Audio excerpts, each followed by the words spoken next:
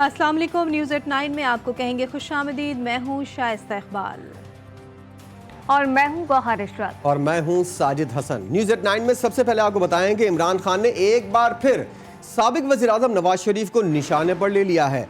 कहा वज़ीर-ए-आज़म एक मफरूर से आर्मी चीफ की तकर्रुरी के लिए कैसे मुशावरत कर सकता है, ये ऑफिशियल सीक्रेट एक्ट की खिलाफ वर्जी है। नामुमकिन है कि एक मफरूर इंसान मुल्क के अहम फैसले करे। इस हवाले से अपने वकला से कानूनी मुशावरत कर रहे हैं। उन्होंने कहा कि नवाज शरीफ ने जिंदगी भर मेरिट का नहीं सोचा, इसे डर है कि अभी इलेक्शन हुए तो वो हार जाएगा। उन्होंने कहा कि साइफर से मुतालिक मेरे इंटरव्यू का गलत इस्तेमाल किया गया। हमेशा कहता हूँ कि हम दोस्ती सबके लिए चाहते हैं, लेकिन गुलामी किसी से नहीं करेंगे।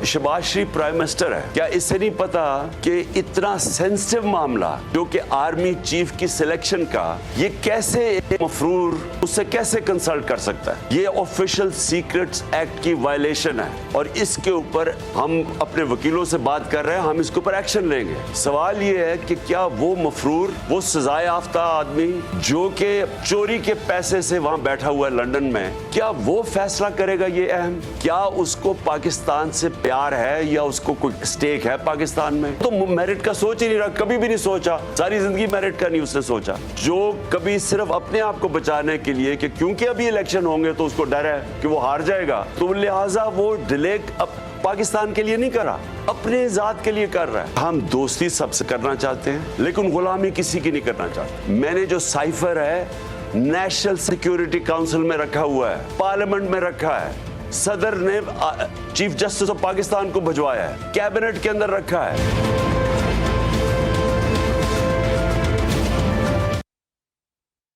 वजीर दफा हाजी आसिफ ने भी इमरान खान पर लफ्जों के तीर चला दिए हैं। बोले इमरान खान की सियासी जिंदगी यू टर्न से भरपूर है। एम्पायर की उंगली का इंतजार पहले भी करता था और आज भी करता है। इमरान खान चाहते हैं कि उनके सर पर कोई हाथ रखे।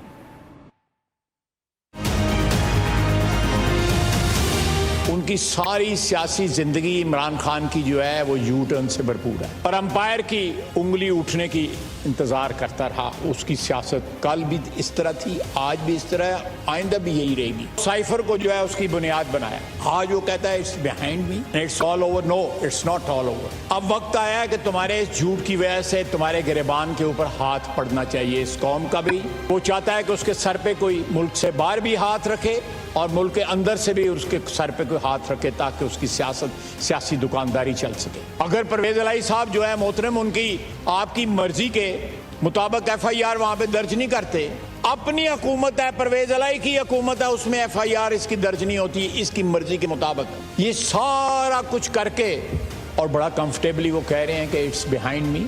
आज वो कहता है कि भूल जाओ बैरूनी साजिश को और भूल जाओ साइफर को।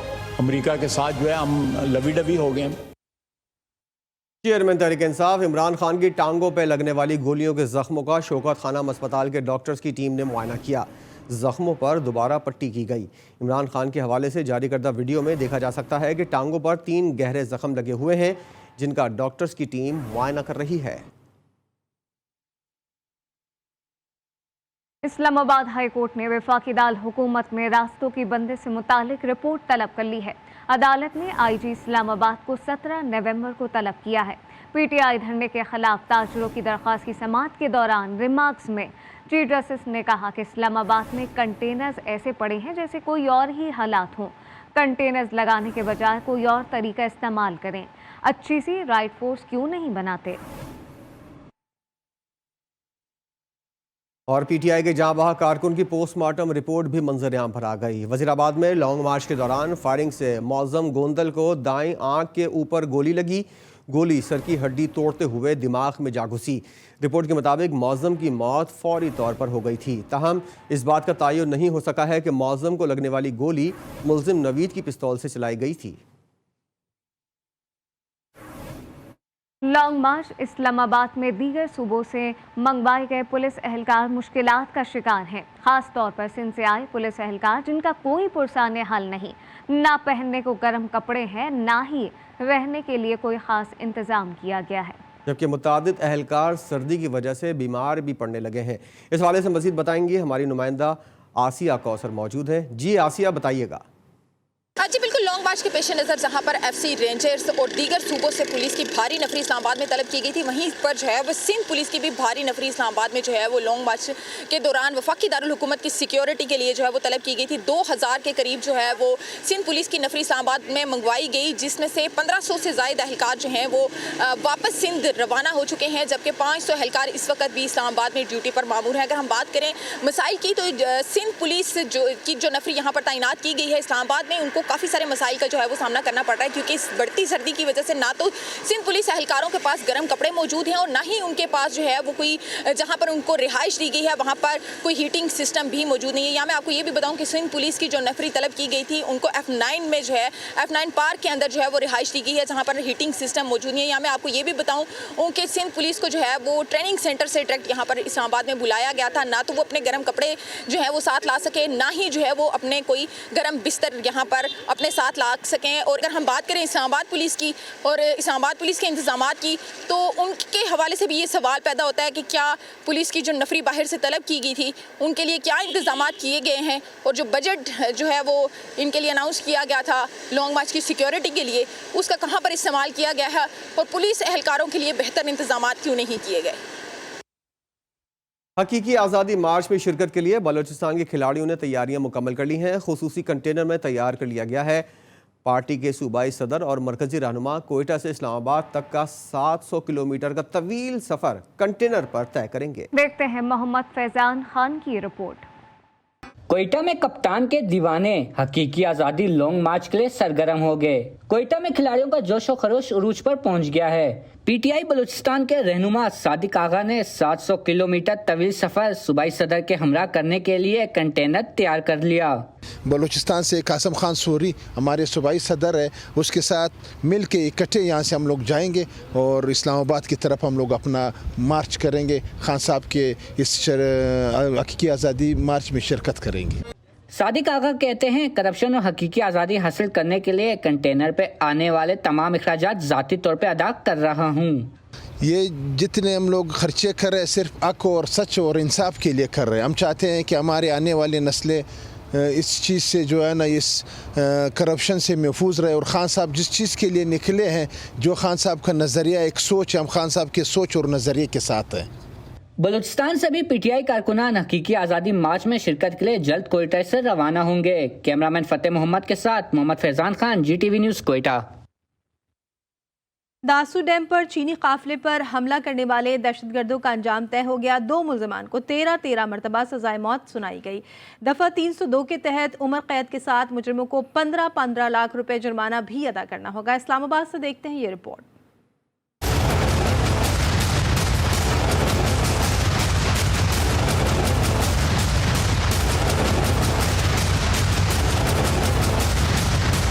जुलाई 2021 पाक चीन दोस्ती में दरार डालने की घिनौनी कोशिश हुई जब दासू डैम पर चीनी काफिले पर खुदकुश हमला हुआ।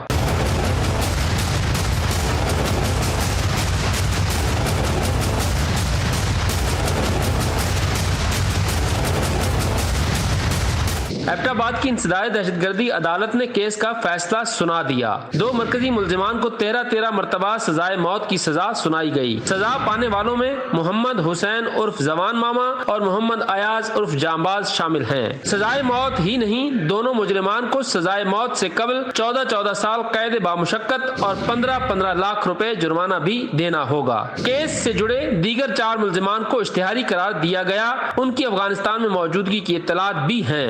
मुल्जिमान ने 14 जुलाई 2021 को चीनी काफिले पर हमला किया था।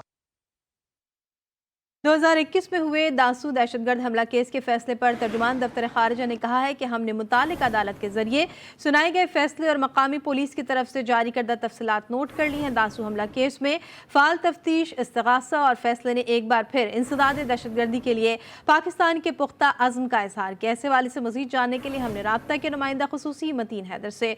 जी मतीन साहब, बताइएगा क्या कहना है दफ्तर खारिजा का मजीद? जी बिल्कुल, तर्जुमान दफ्तर खारजा ने कहा कि एक बार फिर वजारत खारजा और पाकिस्तान मुतासरीन के अहल खाना से गहरी ताज़ियत का इज़हार करते हैं और दासू हमला केस में फाल तफ्तीश, इस्तगासा और फैसले ने एक बार फिर इंसदाद दहशतगर्दी के लिए पाकिस्तान के पुख्ता अज़्म का इजहार किया है। तर्जुमान का ये भी कहना था कि पाक चीन हवा मौसमी स्ट्रेटेजिक तावन पर मबनी शराकत दारी को दुश्मन कुव्वतों से कभी कमज़ोर नहीं किया जा सकेगा। जी बहुत शुक्रिया आपका मतीन हैदर अपडेट करने के लिए। सीनियर सहाफ़ी अरशद शरीफ की पोस्टमार्टम रिपोर्ट मकतूल के अहल खाना को मिल गई। अरशद शरीफ के करीबी अजीज़ ने पोस्टमार्टम रिपोर्ट वसूल की।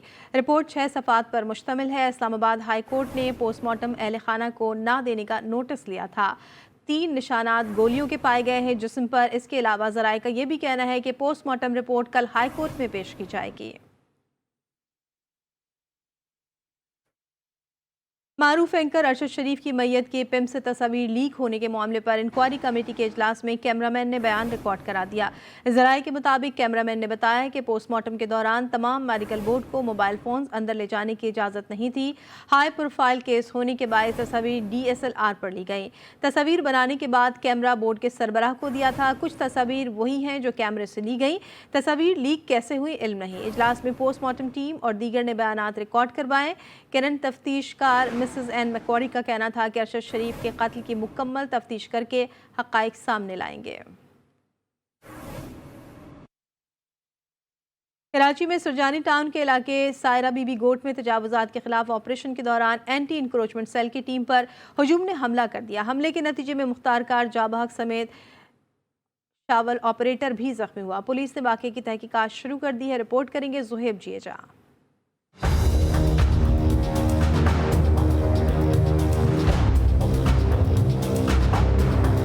कराची में कब्जा माफिया बेलगाम हो गया। सरजानी में इंसदाद तजावुजात की टीम निशाने पर आ गई। तजावुजात के खात्मे के लिए पहुंचने वाली टीम पर पहले पथराव हुआ और फिर गोलियां चल गईं। फायरिंग से 3 अफराद जख्मी हुए। जख्मियों में मुख्तार कार एजाज चांडियो जख्मों की ताब न लाते हुए चल बसे। तपदार को तिब्बी इमदाद दी जा रही है। शाउल ऑपरेटर सईद आलिम तशवीशनाक हालत में अब्बासी शहीद अस्पताल में जेर इलाज हैं।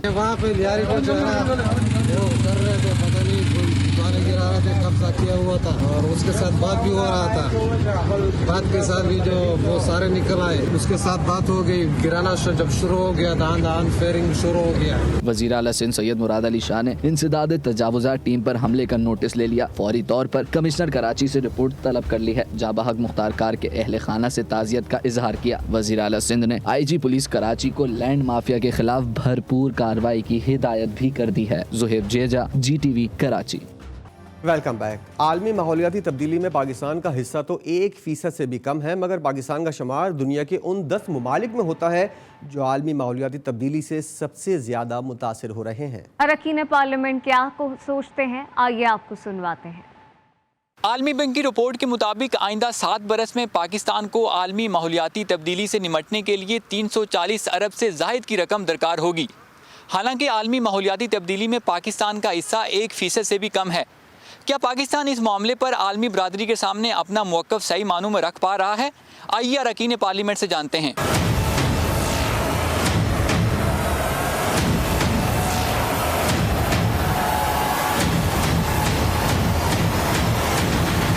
इमदाद आपके आ रहे हैं, इमदाद आ रहे हैं और इंशाल्लाह उसमें आपने देखा शुरू का जो फेज़ था तकरीबन 1500 के लगभग जो अफराद सैलाब की जद में आके हलाक हो गए, तो उसमें बाकायदा फेडरल की तरफ से, प्रोविंस की तरफ से 10-10 लाख रुपए यानी पर ऐड यानी कैजुअल्टी हमने दिया है। जी पूरी आलमी बरादरी जो है माहौलियाती चेंज में असरअंदाज हुई है, सब पे असर हुआ है, लेकिन पाकिस्तान पे ज़रा ज़्यादा हुआ है।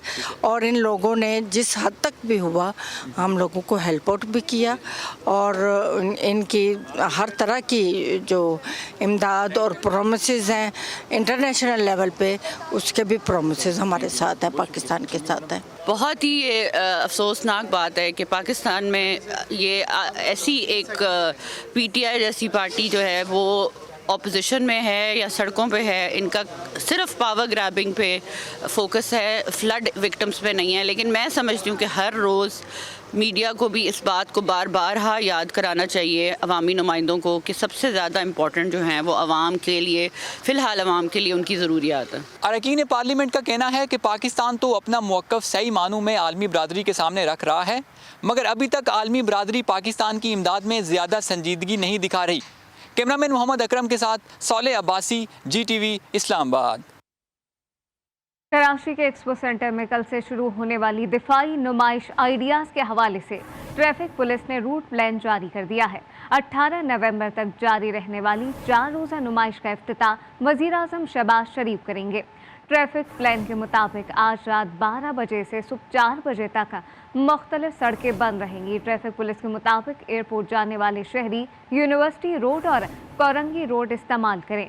शारा फैसल ड्रिक रोड से कारसाज और हबीब इब्राहिम रहमतुल्लाह रोड बंद कर दी गई है। सरशाह सुलेमान रोड और हसन स्क्वायर दोनों तरफ से ट्रैफिक के लिए बंद कर दी गई।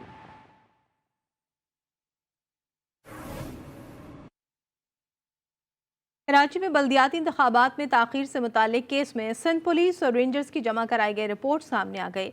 रिपोर्ट के मुताबिक सिंध पुलिस के पास 1,18,858 एहलकार हैं। कराची रेंज में 40,157, हैदराबाद रेंज में 19,355 एहलकार हैं। सैलाब के दौरान 18,410 इजाफी एहलकार मुख्तलिफ अजला को फराहम किए गए।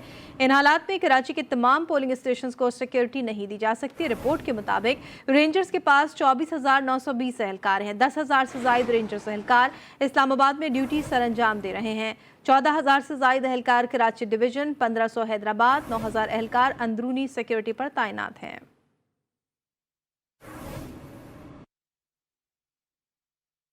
पाकिस्तान मैरीटाइम सिक्योरिटी एजेंसी और कस्टम्स ने बहर अरब में मुश्तरका ऑपरेशन करते हुए कश्ती के जरिए 4 अरब 90 करोड़ रुपए मालियत की आइस क्रिस्टल स्मगलिंग की कोशिश नाकाम बना दी। ऑपरेशन में 420 किलोग्राम आइस बरामद करते हुए 5 मुलजिमान को गिरफ्तार कर लिया गया। Deputy director general MSA commodore Aamir Iqbal और कलेक्टर कस्टम्स उस्मान बाजवा ने MSA हेडक्वार्टर्स में मुश्तरका न्यूज़ कॉन्फ्रेंस में ऑपरेशन की तफसीलात से आगाह किया। कॉमोडोर आमिर इकबाल के मुताबिक ऑपरेशन जियोनी के करीब बहर अरब में किया गया। मंशियात की इब्तिदाई मंजिल अफ्रीका थी, जहां से उसे यूरोप पहुंचाया जाना था। गिरफ्तार किए जाने वाले 5 अफराद मकामी हैं। कलेक्टर उस्मान बाजवा का कहना था कि पकड़ी गई मंशियात कुछ अरसे कबल गिरफ्तार गिरोह से हासिल मालूमात का नतीजा है।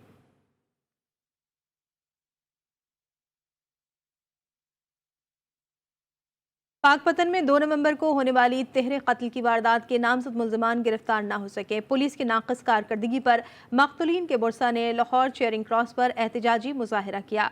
मुजाहिरीन ने इल्ज़ाम आयद किया कि इलाके के मुख्तलिफ अफराद झूठे मुकदमात दर्ज करा रहे थे। केस में पेशी के लिए 2 नवंबर को मक़तूलीन पाकपतन अदालत गए, जहाँ 3 अफराद इरशाद, मुमताज़ और तनवीर पर मुलजमान जफ़र, आसिफ और फारूक समेत दीगर ने फायरिंग की, जिससे तीनों अफराद हलाक हो गए। चाचियों को शरेआम गोलियां मारी गई, उनके सर में गोलियां मारी गई। कातलों को पुलिस हमारा साथ कर रही, जो हमारे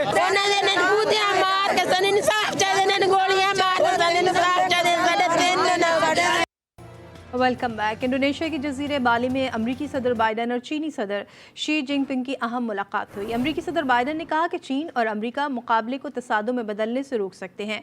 व्हाइट हाउस से जारी एलामिया के मुताबिक अमरीकी सदर और चीनी सदर ने तरजीहात और मसाइल पर खुलकर बात की। सदर बाइडन ने चीनी हम मनसब को कहा कि अमरीका चीन के साथ मुकाबला जारी रखेगा, लेकिन मुकाबला तनाज़े में नहीं बदलना चाहिए। इंटरनेशनल क्रिकेट काउंसिल ने T20 वर्ल्ड कप की टीम ऑफ द टूर्नामेंट का ऐलान कर दिया। पाकिस्तानी ऑलराउंडर शादाब खान और fast bowler Shaheen Afridi team में शामिल हैं। टीम में इंग्लैंड से Alex Hales, Jos Buttler, Mark Wood, Sam Curran शामिल हैं। भारत के विराट कोहली और सूर्या कुमार यादव टीम का हिस्सा बन गए। न्यूजीलैंड के ग्लेन फिलिप्स और जिम्बाब्वे के सिकंदर रजा ने भी टीम में जगह बना ली। जनूबी अफ्रीका के फास्ट बॉलर एजेक नोकिया भी टीम का हिस्सा हैं। भारत के हार्दिक पांड्या को 12वें खिलाड़ी के तौर पर शामिल किया गया है। Fast bowler Shaheen Shah Afridi England के खिलाफ टेस्ट सीरीज से बाहर हो गए। बोर्ड ने उन्हें खिलाने का रिस्क लेने के बजाय आराम करवाने का फैसला कर लिया। सीरीज में हारिस रऊफ को टेस्ट डेब्यू करवाने पर इत्तेफाक किया गया।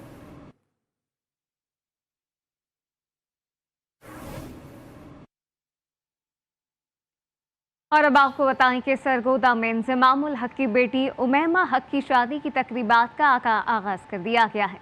मेहंदी की तकरीब में शाहीन पार्क में मुनाकिद की गई, जबकि मलिक मसूद खोकर और इनके भाइयों ने इंज़िमामुल हक को पंजाबी रिवायत के तहत सर पर पगड़ी पहनाई।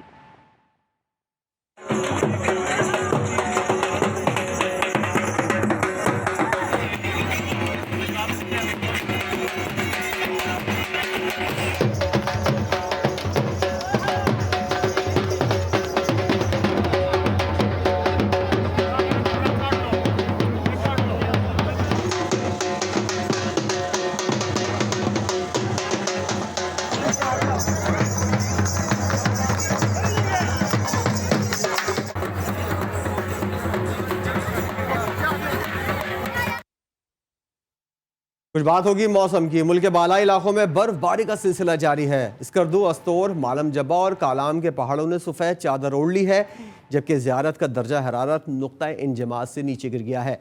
मौसम सरमा की पहली बर्फबारी शुरू होते ही गलियात का मौसम ठंडा ठार हो गया।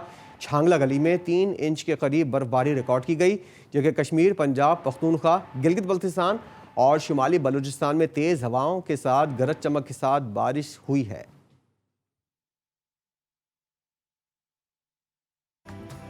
न्यूज़ बुलेटिन से फिल वक्त इतना ही। एक ब्रेक लेंगे, जिसके बाद हाजिर होंगे हेडलाइन के साथ। देखते रहिए GTV न्यूज़।